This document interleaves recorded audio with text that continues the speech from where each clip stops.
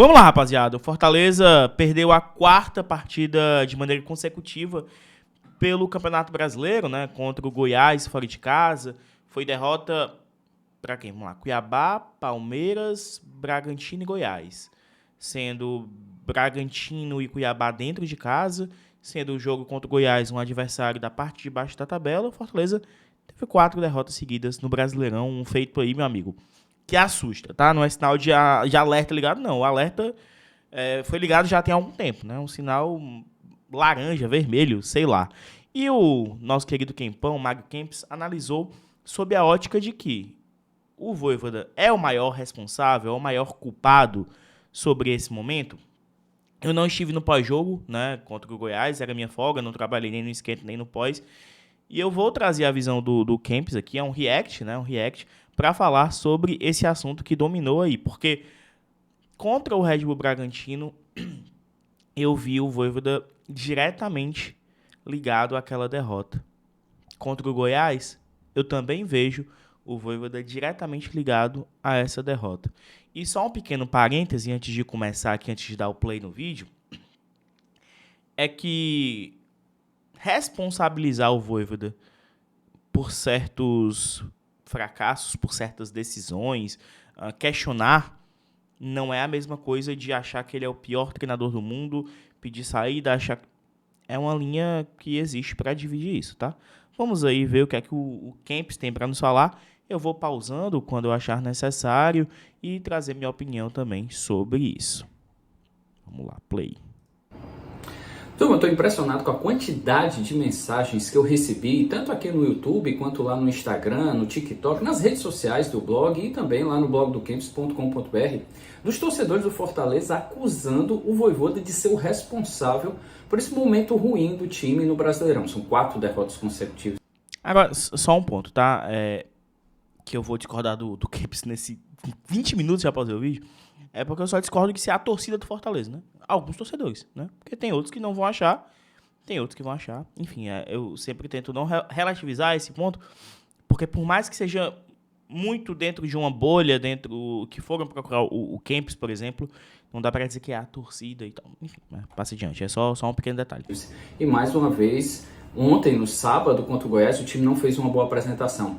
Eu até coloquei no vídeo, tanto aqui no YouTube quanto nas outras redes sociais, que a culpa, o Vojvoda tem uma parcela de culpa, isso não tem como negar, mas que a responsabilidade maior é dos jogadores. Não tem como você fugir disso. Eu acho que o Vojvoda...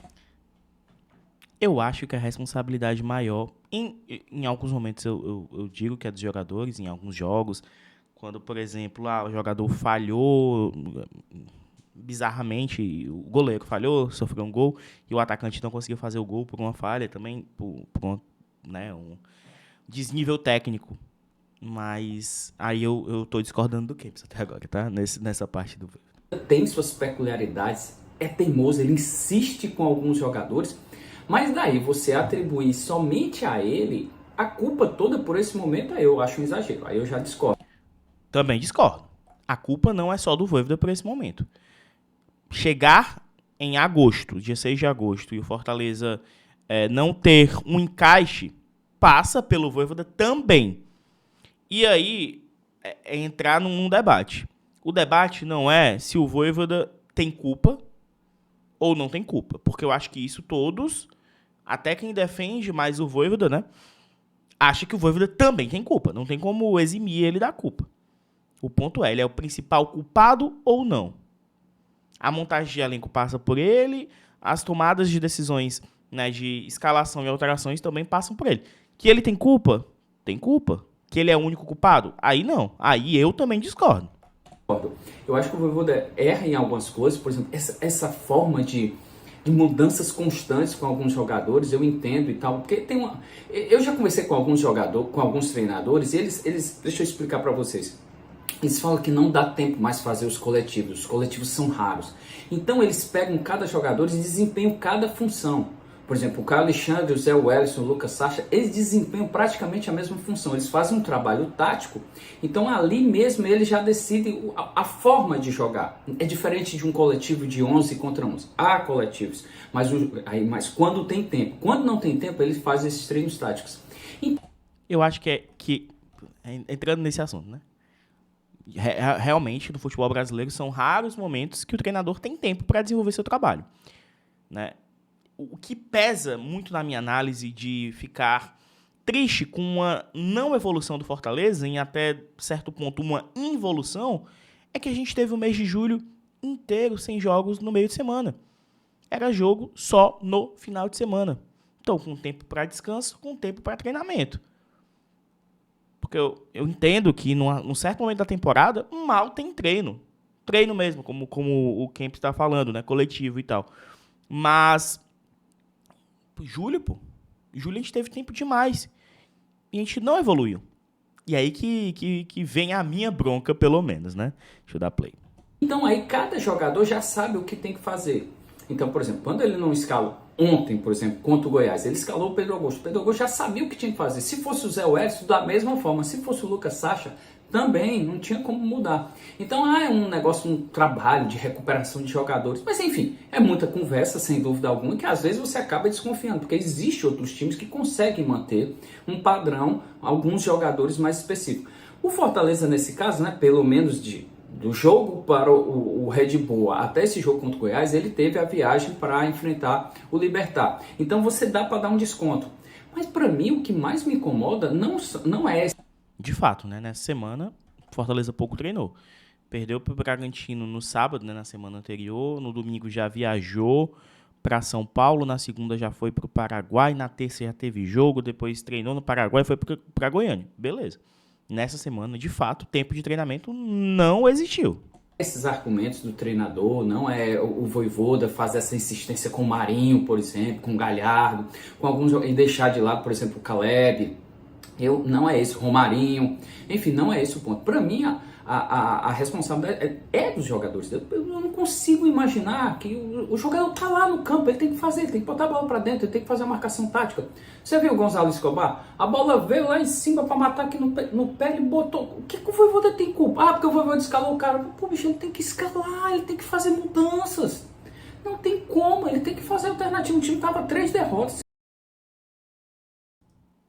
Concordo. Erros técnicos dentro de campo, aí o Vojvoda não pode fazer nada, como até havia citado, né? Pô, o goleiro leva um frango, o atacante perde um gol na cara do gol, um defensor dá a bola para o adversário, né? Não consegue matar a bola, como foi o caso do Escobar, ou o Tobias faz o gol contra. Mas isso aí, o Vojvoda não tem gerência sobre isso, né? Pô, ele não decide o que é que vai acontecer. Mas acho que até o Kempis há de concordar que, cara, a condução, a leitura de jogo, melhor dizendo, do Vojvoda, vem sendo muito ruim.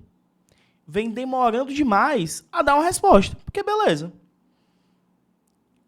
Treinou, conversou, aquele era o time ideal na cabeça dele, pelos treinamentos, pelo que ele viu, porque o Vojvoda conhece muito mais de todos os atletas do que nós, que não acompanhamos um treino. Pô, não funcionou, tem que agilizar, tem que ser celery. Contra o Bragantino, o Galhardo foi muito mal o jogo inteiro. E o Galhardo sai só no finalzinho. O Galhardo sai aos 80 minutos, né? Aos 35, 36 minutos. O Marinho foi mal o jogo inteiro contra o Goiás. Então, assim, eu acho que falta uma leitura. Aí, pô, não tem jogador? Bicho, aí também entra diretoria, aí entra planejamento. Pô, e esse é o maior investimento da história de Fortaleza, maior folha salarial. Nisso que o Vojvoda tem responsabilidade, não de um domínio de bola. Eu tô com o Kempis.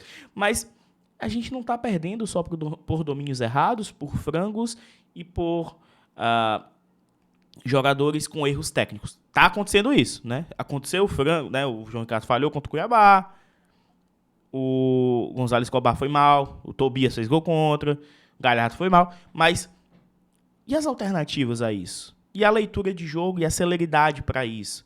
Entender que jogador X, Y e Z não estão rendendo e precisa apostar no W, no Y. Não, o Y eu falei que não estava. Enfim, é isso que o treinador tem responsabilidade. Na minha visão, tá? Na minha visão. Sem jogar. 3 jogos com derrotas. E aí ele tentou fazer algumas mudanças, tem que dar a recuperação física para alguns jogadores, tem que esperar, tem que ver o momento. Tem essas estratégias que infelizmente pode ser apenas uma desculpa, mas também pode ser uma verdade. Então a gente tem que dar um voto de confiança. E, obviamente, gente, o Vojvoda tem muita... Nossa, o torcedor do Fortaleza que dizer que não tem confiança no Vojvoda é outra coisa. Então, assim, acredito que ele fez as escalações, as mudanças de alguns jogadores baseado em algum princípio. Obviamente que esses princípios ele exagera.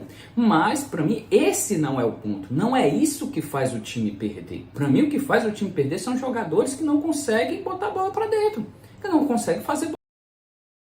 Concordo em partes com esse ponto, tá? Gente, é um react, tá? Você que está puto por eu estar pausando o Camps, é porque é um react. Se você quiser, pode assistir lá no canal do blog do Camps, indico. Camp é um brother nosso aqui. Eu acho que tem responsabilidade também, não dá pra dizer que não tem, entendeu? Não dá pra minimizar. Eu acho que assim, a torcida confia no Vojvoda. Talvez se fosse outro técnico, a pressão seria maior. A torcida tem uma confiança no Vojvoda, né? Teve gente que pediu saída dele no passado, eu fui um desses, então eu já aprendi que, meu irmão, vou confiar no cara. Só que passa jogo, e aí a cobrança aumenta e é natural. A cobrança no Vojvoda é até menor por conta de todo o know-how que ele tem no Fortaleza. Justo, inclusive. Mas ele tem responsabilidade também. Eu entendo. Eu entendi a linha que o Kemp seguiu, mas a minha linha eu trouxe aqui pra vocês. Tá? Eu quero também saber a opinião de vocês nos comentários. Eu vou dar play aqui pra gente escutar o restante da fala do Kempis. Boas atuações. Vamos relembrar ano passado. Ano passado, o Fortaleza veio numa sequência muito ruim. O Vojvoda insistindo em alguns pontos, em alguns esquemas táticos, principalmente naquele 3-5-2. Depois ele vai aos poucos entendendo e vai mudando. E com a chegada de jogadores, por exemplo, foram 3 decisivos no ano passado, né? O Brits no setor defensivo, o Caio Alexandre no setor do meio de campo e o Thiago Galhardo no ataque. Então, com esses três jogadores que colocaram, que consertaram, que corrigiram o time, fizeram o time, ajudaram o time a conseguir fazer mais vitórias, colocar a bola para dentro e mais a mudança de esquema tático, ajudou, sem dúvida alguma, melhorou. O Fortaleza deu uma arrancada impressionante ano passado. Mas nesse ano o time fez as contratações. Concordo, né? Ele vai seguir falando sobre as contratações esse ano, mas qual seria o ponto de virada esse ano? O que é que, assim, quais dos reforços dessa janela, né? Porque a janela de meio do ano passado foi diferente, foi uma janela que a gente foi muito mais a fundo, né? Trazendo jogadores titulares, como o Kemp citou, né? Pô, Caio Alexandre, Brits, Sacha, Galhardo, o Pedro Rocha em dado momento foi titular, meio time, basicamente. E dos novos contratados? O Marinho vem tendo uma insistência, o Machuca também. O Tobias vai ser essa figura que foi o Brits ano passado? Não sei se ele vai ter esse impacto imediato, né? O cartão de visita dele acabou sendo um gol contra. O Pedro Augusto vai ser o cara que vai mudar a volância? Vai ser o Caio Alexandre ou o Sacha, que foi ano passado? Esse é o ponto. Qual vai ser a virada? Porque o Vojvoda no ano passado, ele insistiu em algumas peças, por exemplo, Jussa, Igor Torres, Vargas, ele insistiu. Por exemplo, o Jussa, ele só parou de usar quando o Jussa foi negociado, né? O Vojvoda tinha muita esperança no Jussa e a torcida não tinha mais nenhuma paciência, por exemplo. E se o Jussa não tivesse sido emprestado, talvez ele teria brecado o Sacha? Não sei, ou não teria vindo o Sacha? Não sei, entendeu? É complexo. O Vojvoda está insistindo, está mudando. Se você der uma olhada, ele joga num 4-4-2 às vezes, num 4-3-3, 3-5-2. Ontem foi no 3-5-2 contra o Goiás. Ele está fazendo mudança, mas entenda, eu acho que ele tem culpa. Ele tem alguma parcela de culpa. Porém, não é só dele. Para mim, a maioria é dos jogadores. Isso concordamos. Marinho não está jogando nada. Galhardo não está jogando nada. Lucero, quando entra, também não está funcionando. Pochettino, que para mim começou muito bem. Pochettino não está jogando bem. Então, assim, é preciso outro volante ali com o Caio Alexandre. O Caio está sentindo claramente a falta de um jogador do Hércules, por exemplo. Moisés, que foi embora, Fortaleza está assim, Fortaleza não encontrou ainda um substituto por Moisés. E aparentemente o Pedro Augusto, que tem toda a disposição e tal, ainda vai demorar um pouco para ser o jogador que é para ser o substituto do Hércules, se for realmente ele. Então, é preciso também ponderar algumas coisas. Eu acredito que seja isso o motivo. Vamos esperar, obviamente. Tem 2 jogos mais tranquilos, né? Você pega o Libertad no Castelão, que é possível vencer. Se venceu no Paraguai, tem tudo para vencer também no Castelão, né? Ainda mais com todo o time, com todo mundo à disposição. E aí depois pega um Santos que está completamente destruído, um time que não está jogando bem. É isso que eu tenho até receio, né? Porque contra o Cuiabá e contra o Bragantino, a gente tinha uma visão dessa, né? Pô, eram 2 jogos acessíveis. Contra o Goiás, fora também. Eram 2 jogos acessíveis que a gente falava, pô, só vamos, né? Eu tenho medo de ter esse pensamento com o Santos também, né? Que é um fato, o Kempão não tá mexendo, né? O Santos foi em má fase e tal, o Fortaleza joga em casa. Ainda vem cheio de desfalques, depois você acompanha lá no blog do Campos.com.br quais são os jogadores que são desfalques do Santos. Por exemplo, o Mendonça, ex-Ceará, ele já não vem, não joga contra o Fortaleza domingo que vem. Vamos aguardar, aguardo o seu comentário, se você está inscrito aqui no blog, comenta, dá um joinha e diz o que você acha, se você realmente concorda. Boa, você que não é inscrito lá no blog do Campos, tá? Procura o blog do Campos aqui no YouTube, deixa teu comentário lá, tua inscrição lá também, tá? Fiz esse react aqui. E qual a tua opinião, tá? Eu usei esse vídeo pra não ficar falando sozinho aqui com vocês, não ser um monólogo, acabou sendo uma conversa minha com o Campos, apesar de ser um react, né? Então, deixa teu like, se inscreve aqui no BL caso você não seja inscrito. Ficou até um pouco mais longo do que eu gostaria esse react aqui, tá? Deixa teu like aí, se inscreve e simbora. Simbora porque terça já tem Libertad, domingo já tem Santos e a vida continua, né? Bora se recuperar dessa fase. E qual a tua opinião sobre Vojvoda, jogadores, diretoria, reforços?